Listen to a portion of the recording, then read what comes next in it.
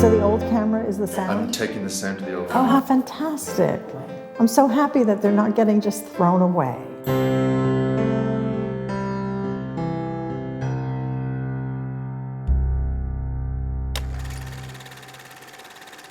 I think it's really important that actors make sure that the lighting is good and that they go around their house and find which room is the most flattering. Easy to do, just keep running your iPhone.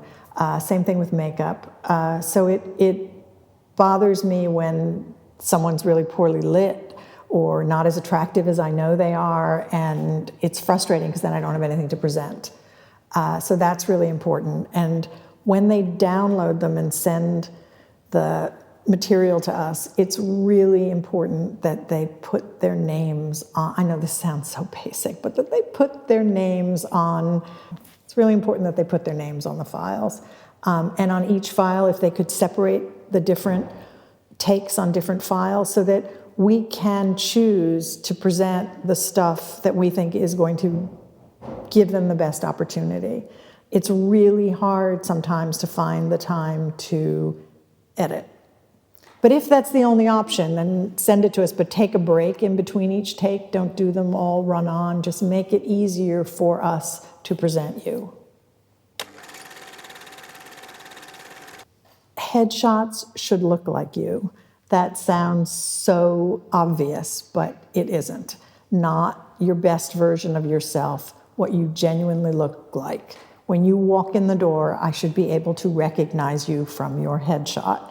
And again, you'd be shocked at how often that doesn't happen. I think people do these idealized, airbrushed versions of themselves. And again, the iPhone is your friend. Go outside, take 100 photos. And I do think it's difficult to find that perfect picture that is not too smiley, but not too serious, and presents you in a way that's pleasing. You want to be pleasing. This is the picture that's going to make me click on your picture and decide to look at you. So you don't have to look specifically one way or the other, because you ultimately are going to be right for what we're looking for or not. So you can't suddenly have, put on a leather jacket and look tough. It's ridiculous if you're really a sort of more intellectual, bookish person. And that's okay. And that's the other thing is ultimately, I know we all say this again and again and again, but you don't not get the part because you did a bad job in the audition.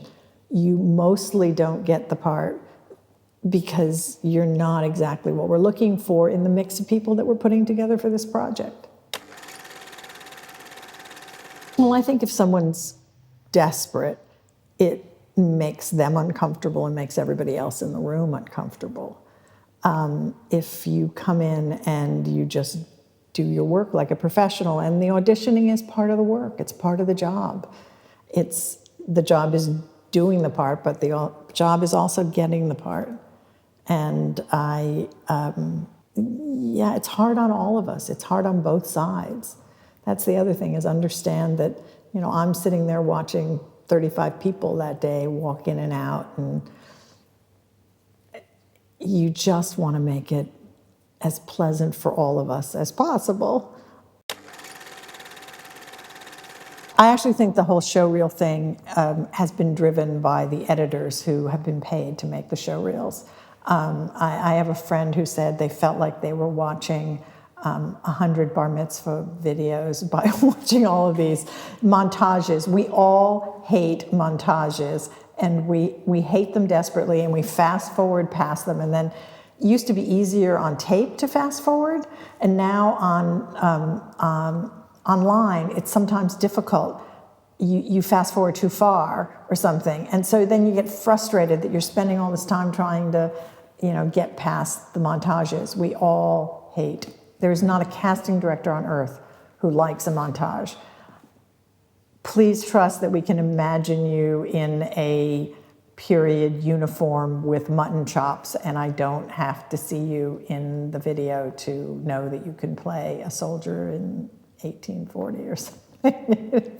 Well, the other thing I hate on these tapes is when people put their shouting scenes first, Because then you feel like you've been abused. You know, you're watching 20 tapes and they're all doing the interview sequences from Law and Order where they're most hysterical or something, you know. It's just not useful.